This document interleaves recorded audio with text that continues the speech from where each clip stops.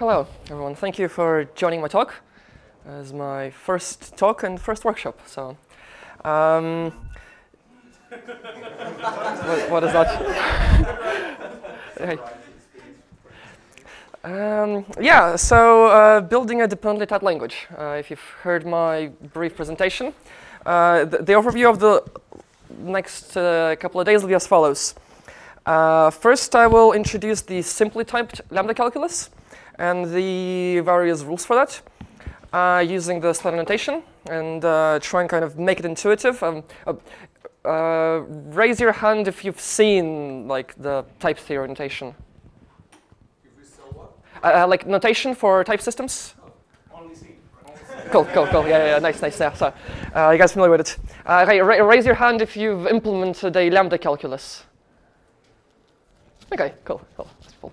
And if you've implemented a dependently typed lambda calculus? Okay, then you're in the right track. just checking. So, okay. First we'll start with a bit of an overview of the lambda cube. Again, raise your hand if you're familiar with all of the sides or what they mean. Okay, cool. Good. So, the lambda cube summarizes the main of types of function abstraction, and it's various function types, and so you have terms depending on terms and terms depending on types and vice versa. So what that means in practice is, I guess if I draw it, if you have something like your regular function abstraction lambda x to, I don't know, e, or let's say x, so and it has type.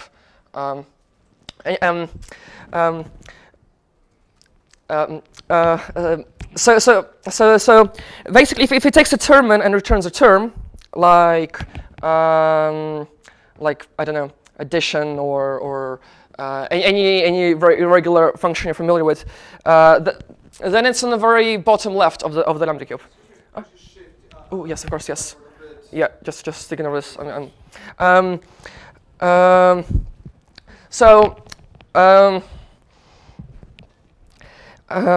Yes, the regular function types is when it takes a term as an input and returns a term as an output.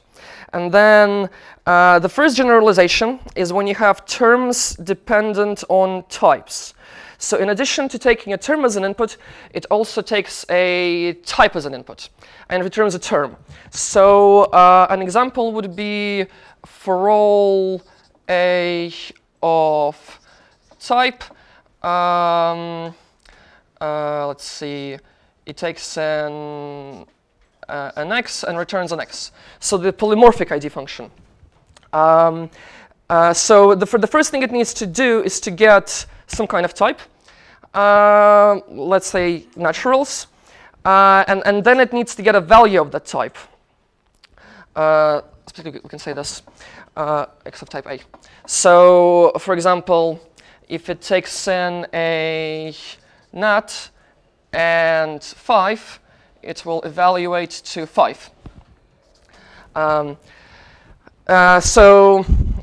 Yeah, gives back a term, 5, and takes in a type. And then you can have types dependent on types.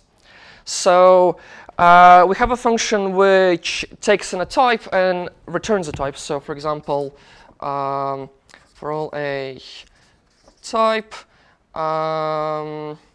let's see, and it gives you a to list a. So you've seen, if you've used Haskell and you use type constructors, then you've obviously seen this. This is a very simple computation on the type level, which takes in one argument and then returns a type, and then doesn't do anything by itself. You still need to use it in some kind of type computation.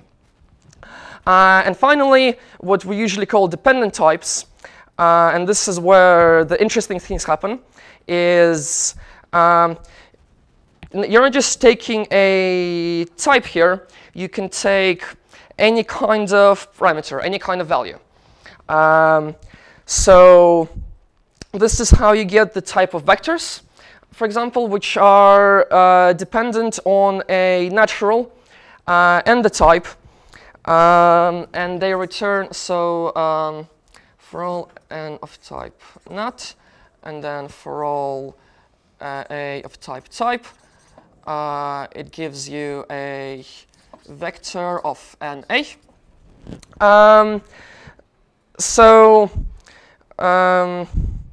Yeah, basically it allows you to make much more fine-grained types. But really, it might not look that different between list array and vector array, but the magic happening here is that once you allow types-dependent values, you can put any kind of function here. So you can have arbitrary computations happening in your types. And really, this is where the massive increase in expressivity of dependently typed systems happens. So we're going to start with the simplest system, which is the lambda cube. And then we're going to go straight into dependent types, because another interesting thing is that the dependent type, every other kind of function type becomes a special case of it. So yeah, let's start with that. Oops. So first, we're going to introduce the abstract simplex, which starts with terms. So again, you guys see on the calculus, fairly straightforward. You have your variables, applications, lambda abstractions, and you have the annotated terms where you explicitly say what's the type of the term you're giving. And you have the type syntax. In this system, we only have two base types, two types. The base type and a function type. And we have the syntax for values, which is when you have your term and you evaluate it to its normal form, that's what it becomes. So a few possibilities there. It can be either a neutral fully evaluated term or a lambda abstraction waiting for an argument.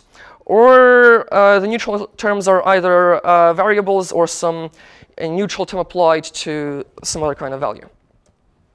And then the evaluation rules, but let's go through these step by step. So let's see. We have the simplest rule, which is value evaluates to itself. And then we have, so usually when you're designing a type system, kind of how I like to do it is start with the bottom when you say, what do you want to evaluate? So we have our, the annotated term with a type, and it evaluates to some kind of value. And the question is, what do we need for this to successfully evaluate it? Now, in a simply typed case, we just ignore type annotations. So essentially, what we have is that if we have an expression of type t, which evaluates to a value, we can get that from if we know that this expression without the type annotation evaluates to a value.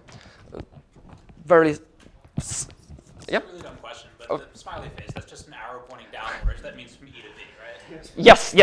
So yeah, the way you read that is you have, x smiley face V means x evaluates to V. Yeah, if you have a question about how to read notation, definitely ask those.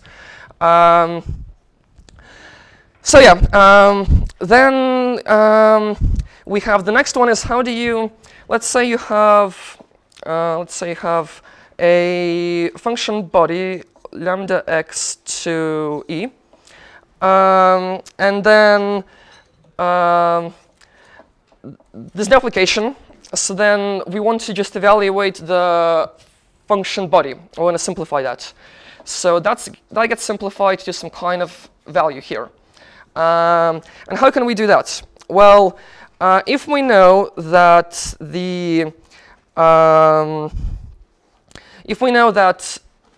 E evaluates to V, then that's all we need. So E evaluates to V, and therefore we can evaluate the function body. So the first ones are a little bit boring. The only really like little bit complicated case is what happens with function application. So there are two cases for us to consider, which is if we have so we have one expression applied to another, and so one case is that it evaluates to a neutral term.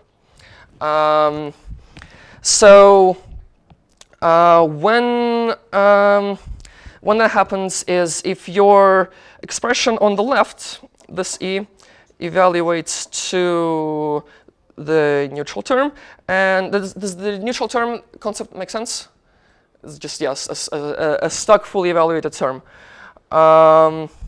And the second expression evaluates to V dash, so you get that. And then the really only interesting case here is when you have when you have a function application which evaluates to a value. So here, you know, what does this mean? Then we know that this is a function. So we know that this expression ends up evaluating to a lambda x to value. And then we know that in this value, you can substitute in this value its span variable by this expression. So you substitute whatever's in there by this value, and when you've done the substitution, it should evaluate to V dash. So that's how you know that E applied to E dash evaluates to V dash. So far, making sense? Oh, sure, yeah. Yeah. Okay, so far, who thinks I'm moving too slow? And raise your hand. Okay. Who think? Right. Okay. Let's stop for some questions. I apologize if I'm speaking too fast. I'm a little bit nervous.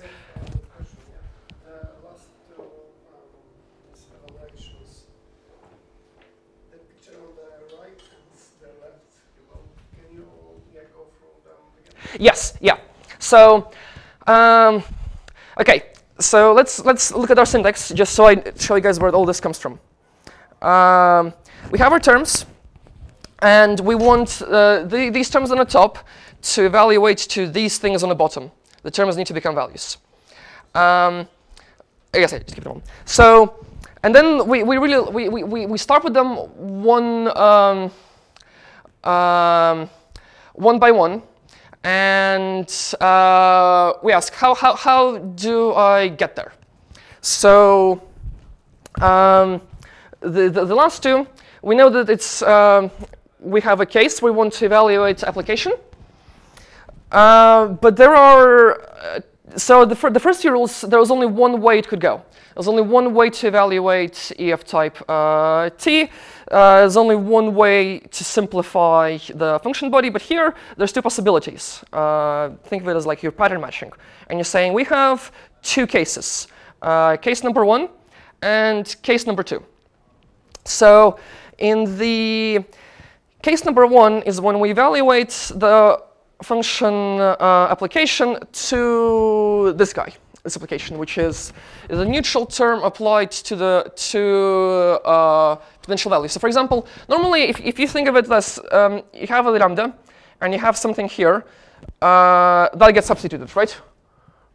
You guys are familiar with how substitution works in calculus. So yeah, if you have, whereas, but what if you have your value on this side instead of that side? Here is just stuck. You have like, so this is how you can interpret this one. It's just, you know, your value's to the right and something happens to the left. And to get there, you get there essentially by the first thing evaluates to some normal form, and the second thing evaluates to a value. But what if it's instead of this way? What if you have a function to the left, as you want it to be, and some kind of value which you're substituting into that function on the right of the application? So then it can normally be to reduce. So essentially, we're just showing what the beta reduction is, because you know that this ends up becoming a function. So that's what this means. E evaluates to a function. I suppose this is just a little bit too close. Yeah, let me just double check. Yeah, so oh, I see. Okay, let me just rewrite that. I apologize. So we have E evaluating to a function, and then we have within this thing that it evaluates to, we have some kind of variable x, which can be substituted for E dash, and E dash is this thing, which we applied it for. And since we know that this evaluates to V dash, the whole thing here evaluates to V dash as well. Does that make more sense? So you're saying the second case is beta reduction. Well, and then the first case? Yes, the first case is we got stuck because this is not a function. It's some kind of other value, any other value really. And so then we're just stuck in this term, which is non-reducible further. So how this is valid if E is not a function? Because these are the term construction rules. So because they're restricted, technically you could make like 3-3. And that's not going to mean anything. It's going to give you an error in a compiler, because we don't have a compiler yet. We're just discussing the abstract rules. We could make this mutated type, and then it's just going to get stuck. Do we even need the rule to get stuck? I mean, if we didn't include this, would we get stuck anyway?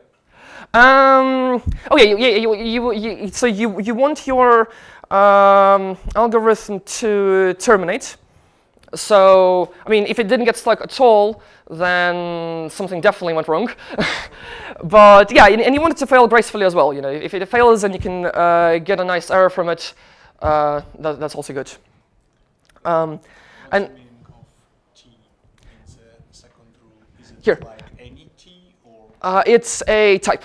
Yes, I understand that Oh, it's sorry. type, but Yeah. I don't see any context or anything. Is it a random type, arbitrary one? So, oh, okay, good point, yeah. So this is, there is no context because you're,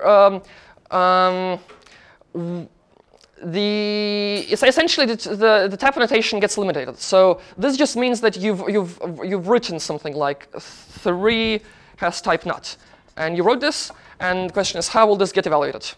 And what the first thing it's going to do is it's going to discard this and then evaluate it. So technically, yes, at the moment we're not type checking it. So we haven't gotten the type checking part. So you could write 3 of type bool, for example, and technically the evaluator would just discard it. But because we're going to type check before that, that's not going to happen in practice. So basically right now you're trying to define your smile operator. Yeah, we're defining the evaluation. It's Yeah, definition. yes. So it seems that like if I have an application, then I have like 2 definitions. Ye- I can have 2 different normal forms basically. It's the same experiment. How does it work in this case? Okay, so really it's not a definition, not 2 different definitions, but it's a pattern match. So it's always going to match either this pattern or this pattern, because either it's going to be, either you're applying it to a function, or you're not. So it's always going to be deterministic. It's always going to choose one or the other, and it's always going to be one normal form. And that's an important property of good type systems, is that it always reduces to a single normal form. And you can also say that if you have 2 different terms and they evaluate to the same value, then those 2 terms you can see them as intentionally equal. But how is this pattern matching? Because I see like there are two rules. Second one is more specific than the first one. But what is the pattern here? Okay, so we're looking here, right? The one of them is looking for n, and the other one is looking for lambda x to v. So it's matching by a normal form of first argument. Yes, yes. So it evaluates the first argument, and sorry, the first part is not quite an argument. Like this thing is the argument. This thing is just the thing we hope is the function. Yeah. So first it evaluates it, which is a smiley form, and then the question is it going to become an n, or is it going to become a lambda x to some value? So the second case, it's sort of spiritually equivalent to a pattern match on the specific function case, falling back to pattern match on like x. Maybe? On the x. I mean x as in like an arbitrary value and not a specific one. Yeah, yeah. So it looks. You're looking basically. Yeah. What's the term construction here? Is it some regular normal value, or is it a function body which wants you to get another argument? So n is not just any. Yes. Yeah. And specifically is neutral term. Having some constructor will help. Oh, I see. Yeah. It does get a little bit abstract initially. We're gonna add some more specific types down the road. But yeah. Think of it as, I suppose, yeah, you can think of n as just any kind of static value, 2, 3. If we're doing naturals, 2, 3, 4, 5, and this will be any function naturals. And then it just kind of checks which one you're dealing with. Okay, so next thing we're doing, so we learned evaluation rules. Okay, now we're going to get to contexts, because what do we need context for? We need it for types. So we're going to start with the contexts, and there are these are the three things that context can be. It can be empty, or we can add a type identifier. So think of this as saying type. So something A has type, or we can add if we have some type already defined, then we can add a variable of that type. So simple, either add a new type or add a value of the type. So stars of kind star, sort of. Yeah. Yeah. So any type of kind star. And we have a few rules for validating contexts. And we need to validate contexts to make sure that you don't accidentally refer to a value that doesn't exist. So here we have an empty context is always valid. There's nothing on the top. And then if you have a valid context, then adding a type identifier will keep it a valid context. And if you have a valid context, and in this context, we know that there is some type T of kind 1, then we can add a term of that type. It's essentially what I just said earlier, but more formal. And we have the type formation rules, which is just what answers the question is how do you form valid types? If you have, so what this means is that there is something identified by the name A, and it's located in this context, and if you request this information, you're going to get a star.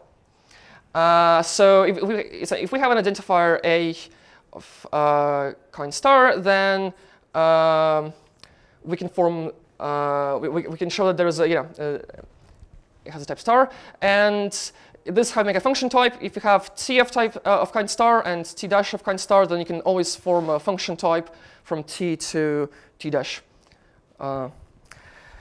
So, any questions about this? Is that straightforward? Yes. Why is there a different notation used for the T-var rule and the one where the middle row, the right one?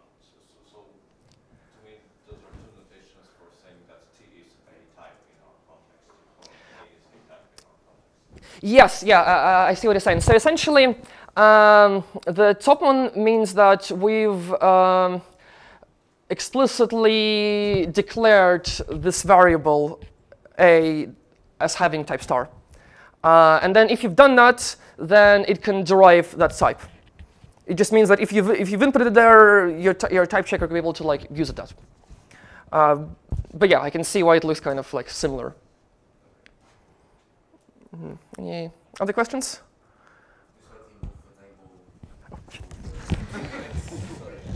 Yeah. Ah, sure, yeah. So it's visible for everybody. Yeah. When you stand in front of it, it's hard to see. Oh, I see. Yeah, sorry. Okay. Is that better? Okay. Is that not blocking the camera? Okay. So now we get to the fun part. We get to the type inference. Let's go through that. Essentially, we have what we're going to do is bidirectional type checking. So we are going to split our rules into type inference and type checking. And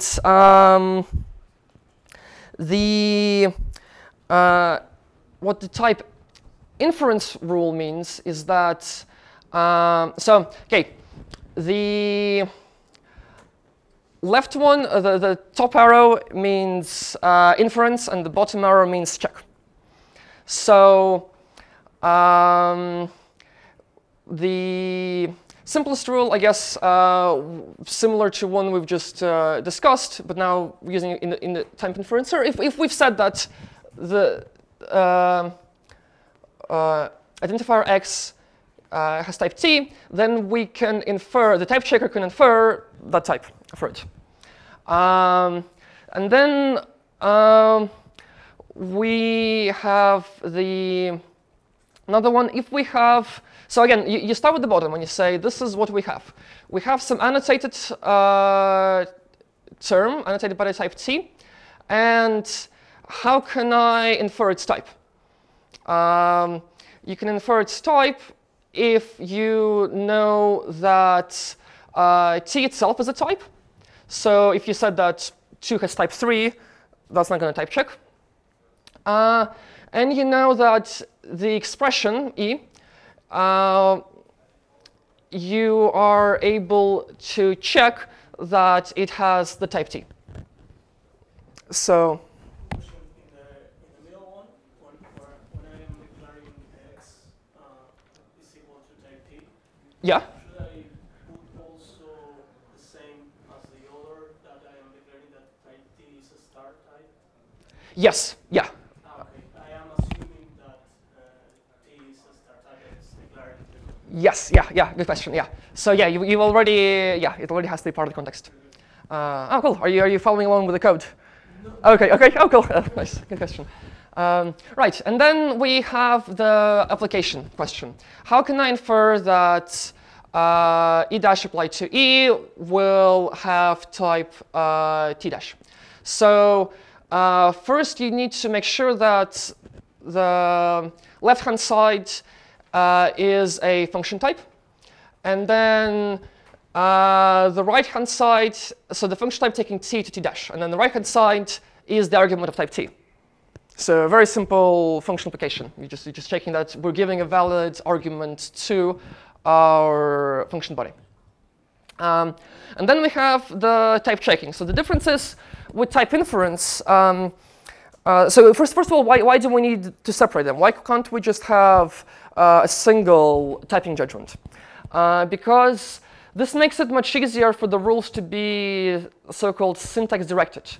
So that means that at any given point, you know what the next step is, and there's always, you know what the, if you were imagining this as a pattern matching thing, you would always only have one hit. So type inference means that we are trying to figure out the type for something. Type checking means that we are given the type and we're just checking that the type is valid. And so this rule, essentially, it converts inference to checking. So if you, for some reason, in your derivation, you've inferred that E has type T, then you're always able to check that E has type T as well. Isn't it the case that we would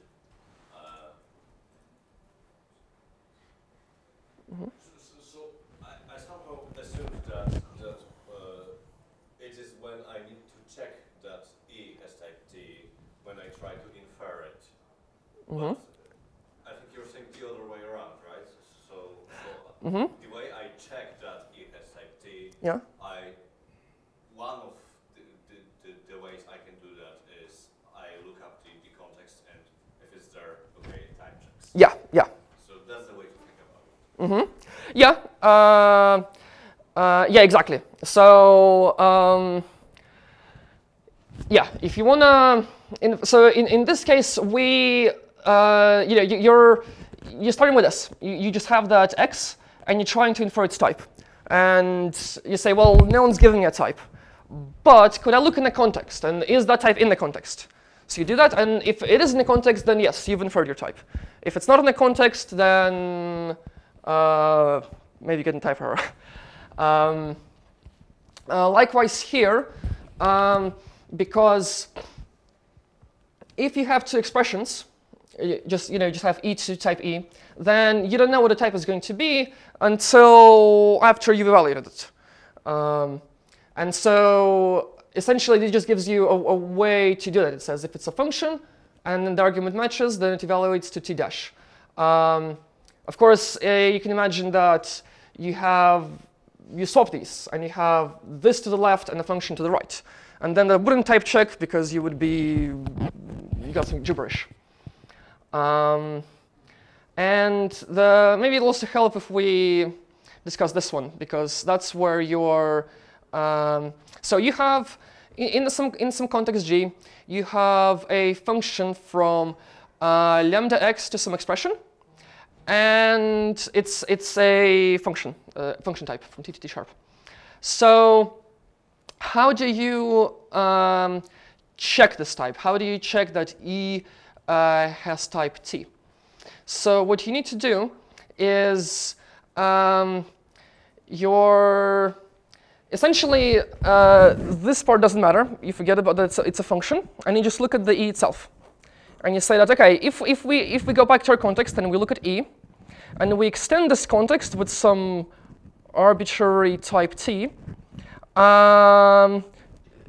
which matches this, and then we see that will in this context this E have type T dash? And if so, then you know that this expression can have type T to T dash. So yeah, any question with that? The colon up arrow versus down arrow? Yeah. Is that infers versus Yes. no? Yeah. So yeah, the So why are you saying that you type check there that expression E type check to the this one? no about This one? no, Oh, sorry. no, about the This one. Yeah. yes, because you are saying there Yeah. that type check. Yeah. So it's recursive. You have the more complicated type lambda x, term lambda x to E, and essentially this says that you can check its type by checking the type of just the function body, and then so it's recursively breaking down into simpler and simpler components until eventually, hopefully, you can derive this easily using some other rule. Okay, but you are assuming that you have other rules. Yes, yeah. You just keep going up. Okay. So it's an absence of type annotations. This should boil down to normal type inference. Yeah. It's just for bidirectional type checking. Yeah. So yeah, this is in the simply type lambda calculus, it's even like it might seem overkill. So it really becomes more apparent why we're using bidirectional type inference when we get to the dependent types, because it gets a little bit trickier. It's kind of strange that there is no type inference for lambda. For lambda? What do you mean? Well, you can have you can infer type inference rule from var and check. Mm-hmm. Type inference for application from up and check. Yeah. But there is no way to have arrow up for lambda abstraction. Mm-hmm. No way at all, yeah? Yes, at least what in the type system we're dealing with. We're avoiding that. There are. How can you have left-hand side of application? Left-hand side of application. In application, top left. Yeah. How can I get this? Yeah. That's exactly that. So is there any way to build, to prove such type check rule? Seems no.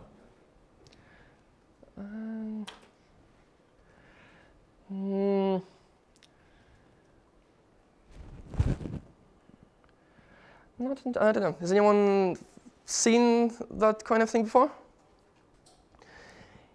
Yeah. I think we should have all the rules in the type checking, all the rules for the possible term formations. So application abstraction also should be under type checking label, because even if you call it type inference, you can have explicitly type application, which in your system can be possibly derived because there is no type checking rule for that. So I guess if we just skip the type inference type checking distinction, then everything should be fine because we have all possible rules. I guess that's the solution. Yeah. I think so. Yeah, you got it exactly right. Oops. Okay, well, that's it for the theory part of it. And, oh yeah? Uh-huh. So above the line, on the one side, the E, you have like an up arrow, so that's inference. Yes, yeah, the up arrow is inference, the down arrow is checking. Why is there on the first E inference and on the second E checking? The first E inference, second E. This one? No, in application rule. Yeah. Up there. So Yeah. the normally you say you have to infer that it's a function type, Mm-hmm. and then you have to check that the E prime is a type T. Why don't you infer that? Why is one checking and one inferring? Let's see. So you start with the bottom case when you're trying to infer the whole thing. And then so the reason you're checking this is because once you've inferred that this is a function type, then you know that you need something of type T to be an argument. And so you have a question, is this argument of type T? And so that's when you check it. So you start with the left one, and you get it, it's a function type. You don't know what's happening here. Maybe it's not a function type. Maybe it's a normal value, and the whole data is garbage. So you do the inference, and you found out, yeah, it is a function type. And then you do the check. Will the argument match this function type? So there's no rule to infer. Check that it's a function, or what's the distinction? Oh, so to check, yeah, good question, actually, yeah. Checking means that you have it as an input from something. Checking means that some. You check if it's a function from like bool to int or something? Well, so if you've received the let's look at the checking rules. In here we receive E of type T as an input, and so then we're able to check it because we have it. So then here, if you wanted to check that this is a function type, then this would imply that something is giving it to you as an input, something from above. Something is telling you this is a function from this type. Yes, but so far nothing is telling that to you. You don't have this information. You do the inference, and that tells you it's a function from T to T, and Yeah. then you know T, so you can check the second thing is of type. Yes, exactly. Yeah. Does everyone else follow that? Okay. So, An input comes and says that this is of type function of T to the prime, right? yeah. Well, if this happened, if it's something told you explicitly that that's the function, then you could check it. But in this case, because as was mentioned earlier, there's no explicit annotation that it's a function type. So and since there's no explicit notation, we can't check it. So we have to infer the type. And so this is why we're doing the inference, because we have no way to gauge whether it's a bool to int or int or anything. And once we've done the inference and we've found out actually this is a function type, then we have this t to t. And then we can use this as an input and say, OK, we have the t. Does this match the argument? That's when the checking comes in, because we have something to check against. Let me rephrase that. So I'm traversing my AST. I've encountered an application of E to E prime. Yeah. So I'm like, OK, I've got no explicit type information, so I'm not going to do type checking. I'm going to do type inference. Yes. How do I inference the type for this pattern? Yeah. I try to infer the type of the E. Yeah, yeah. As a result, I get T to T prime. Yeah. So then, if the whole application is to be correct, I need to check that the argument is of the type in the previous the arrow. Yes, yeah, that's perfect. You got it. Why do you don't check the result type? Can you check the result type? Why only input argument and result? Oh, because okay, if you think of it in practice, if you have function plus and you give it as an argument 3, so to type check that, you need to make sure that 3 is an integer natural which goes to plus. You don't check the output, like you don't care what the output is. It's going to be correct. If plus has the output boolean for some reason, it will still be correct if you give it a 3, right? All that matters is what you give it. But maybe it's a type that doesn't exist in the context. But then you wouldn't be able to infer it. So if you're inferring it, you're using the information within the context. So you wouldn't just randomly imagine some t dash which doesn't exist anywhere. It has to come from somewhere in your context. But the t also, you will infer t. You will infer t. Yeah. Okay. Well. Are you inferring both the t and t prime? Yeah. And you're inferring the whole thing. So you infer it based on the known E prime. On the so they kind of split. You know, you go here and then you start breaking it down further and saying what's inside of it, and then this goes there and it waits for you to finish this, and then you put the input. So you do the left hand E T to T prime before you do the right hand. Yeah, like algorithmically, yeah, because you need to know what this t is. Oh, you need to know what this t is to check if it's here. How do we start? How do you start? What is the base rule? The inference rule or the checking? Oh, I see. I guess it depends on what you have, really. So what you do is you think of it as think of the things on the bottom as the possible cases of things you could have, and so then you just look. What is the thing we're dealing with? Is it some arbitrary lambda application? Then you just need to do the check to make sure that the lambda application has the function type. If it doesn't have the function type, then you shouldn't be evaluating it. It's not a lambda application anymore. If you're dealing with an application, then your only way to go there is forward. If you have some expression with the annotation, then you're starting there. And variable is variable. It's like the edge case, really. It's like you can't go any simpler than that. So it's one of the way, that's how if you keep like adding derivations on top and recursively going, eventually you're going to hit a base case where you just have your variables in the context. So in that sense, you can annotate application, so you don't have to infer. Is this possible? Yes, yes. So okay, good. That's a good point. Technically, yeah, you could have just had a type system, a little bit different than this, where it enforced annotated applications. And then your users would complain, and they would say, "Why do I have to annotate every time I try and do this?" So the reason we're doing type inference is to kind of minimize the amount of information the user has to put in. But you're right, yeah, that would be one way to fix it.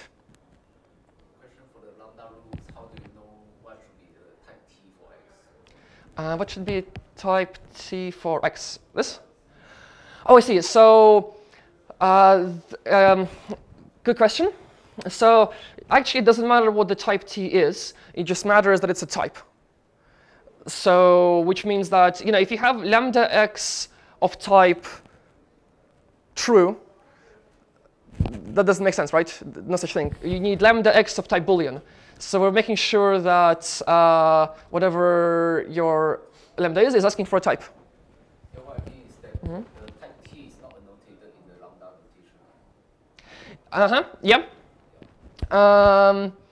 Let's see, where does that come from? This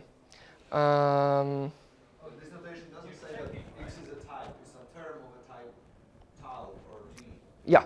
If it had a type star, then we had a type, a simple type. Maybe that's a source of confusion. So X here is a type, it's a term of type. Yeah, you're right. You're right. And where we get it, so if the x, if we have the notation that it has a function time from tau to tau dash, then that's how. Sorry about that. Yeah, that's how we know what to extend the context with. Oh, thank you. Question regarding lambda. There's the downward arrow on E, but not on X. It's like the left-hand side is the only. No, never mind. Yeah. Oh, I see. Yes. Yeah. So in here we are checking the type. In here we are simply asserting. So we're extending the context. This is the context extend operation. We're saying, yeah, imagine that there is some x of type tau. You do a read or update. Oh, say again? Read or update. Yeah, exactly. Okay, yeah. Sweet. Well, I guess we can take the break now and then go to the implementation for next lesson.